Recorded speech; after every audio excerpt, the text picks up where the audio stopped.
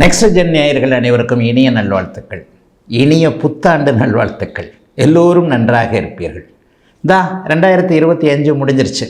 வெகு ஆவலோடு எதிர்பார்த்தேன். ஏன்னா 2025 பெரும்பாலானருக்கு அப்படிலாம் ஒன்றும் பெரிய அளவில் நல்லா இல்லை. 2025 நல்லா இல்லைங்க. 2026 எனக்கு ஏதாவது கை கொடுக்குமா? இன்றைக்கி இருக்கிற பிரச்சனைகள், பலவிதமான பிரச்சனைகள். ஒருத்தருக்கு ஒரு பிரச்சனை இல்லை. வேலை இல்லை, தொழில் இல்லை, வியாபாரம் இல்லை, பணம் இல்லை, குடும்பத்தில் நிம்மதி இல்லை, குடும்பமே இல்லை, அம்மா சரியில்லை, அப்பா சரியில்லை, ஹெல்த்து சரியில்லை, கடன் இருக்குது. இப்படிப்பட்ட பிரச்சனைகள் மனிதனை சுற்றி பலவிதமான பிரச்சனை. இந்த பிரச்சனையில் ஏதாவது ஒன்று 2020 அப்படி 26 அப்படியே கை கொடுத்து தூக்கி விடுமா, பிரச்சனைகளை தீர்க்குமா, கொஞ்சம் நல்ல விதமாக இருப்பேனா என்கின்ற ஆசை எல்லாருக்குமே உண்டுங்க. சரி, இந்த வருட பலன்கள் எப்படிங்க சொல்லப்படுகிறது? வருடாந்திர கிரகங்கள்னு சொல்லப்படக்கூடிய குரு பயிற்சி, சனி பயிற்சி, ராகு கேது பயிற்சி, இந்த 3 பயிற்சிகளை வச்சு தான் முக்கியமாக வருட பலன்களை சொல்கிறோம். இவைகள் பொதுவான ஒரு கோச்சார பலன்கள் தான். உங்களுடைய பிறந்த ஜாதக அமைப்பின் அடிப்படையில் தசாபக்திகள் எப்படி இருக்கோ அதற்கேற்றாற் போல தான் உண்மையிலேயே அதற்கான நல்ல பலன்கள் இருக்கும். அதற்கு துணையாக இருக்கக்கூடியவை இந்த கோச்சார பலன்கள். வண்டி 2 சக்கரத்தில் தான் ஓடுது, ஒரு சக்கரத்தில் வண்டி இல்லை.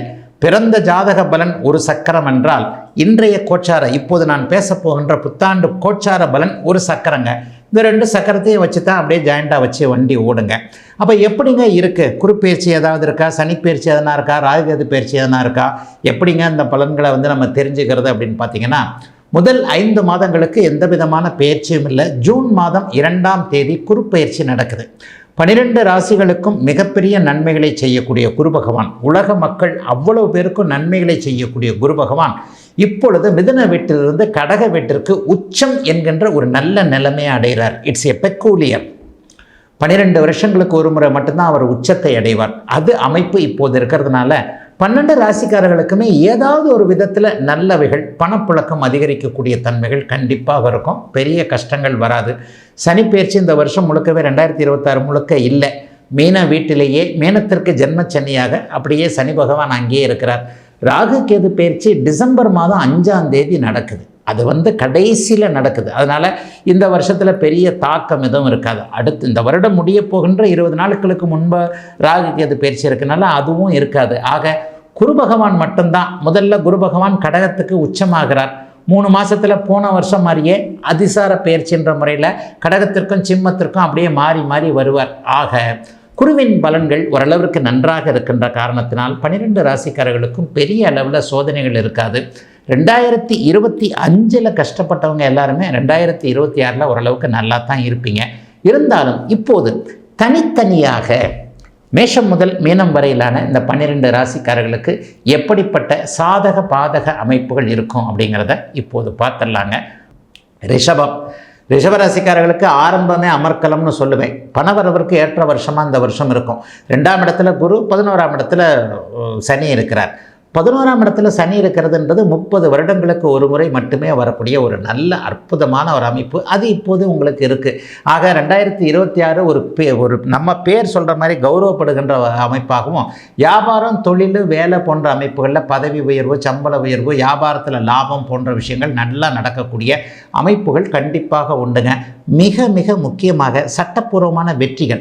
ஒரு கேஸ் போட்டிருக்கேன், அது போட்டிருக்கேன், எம்எல்ஏ ஒருத்தர் கேஸ் போட்டிருக்கிறாரு, cheque return case, credit card case, அண்ணன் மேலே கேஸு, தம்பி மேலே கேஸு, அக்கா தங்கச்சினால கேஸு, சொத்தை பிரிச்சுக்கிறதுல கேஸு, குடும்ப கேஸ், ஒய்ஃபை மேலே கேஸ் போட்டிருக்கு, நான் டைவர்ஸ் கேஸ் போட்டிருக்கேன். இந்த மாதிரியான சட்டப்பூர்வமான போராட்டங்களில் இருக்கக்கூடிய ரிஷபராசிக்காரர்கள் எல்லோருக்குமே உங்களுடைய மனசு போலவே ஒரு சுமூகமான தீர்ப்பு இதெல்லாம் வரக்கூடிய அமைப்புகள் சர்வ நிச்சயமாக உண்டு.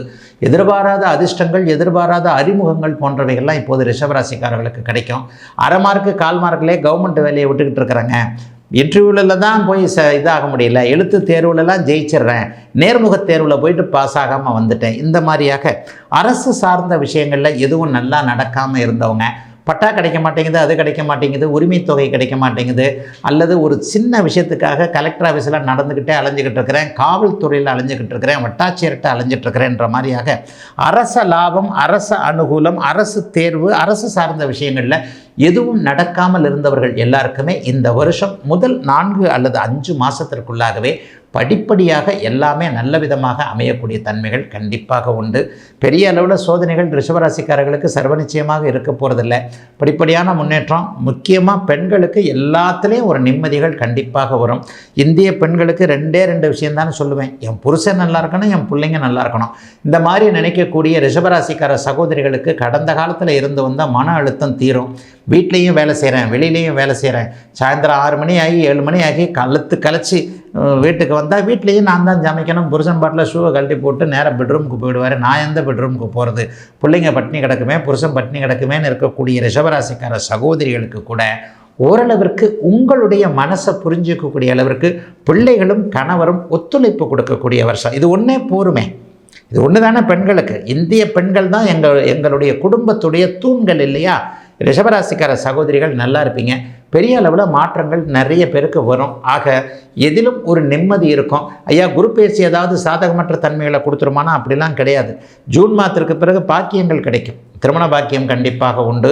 அதைவிட முக்கியமாக குழந்தை பாக்கியம் போன்ற தடைப்பட்ட பாக்கியங்கள் கிடைக்கக்கூடிய நல்ல ஆண்டாக அமைஞ்சிருக்கு 2026 புத்தாண்டு.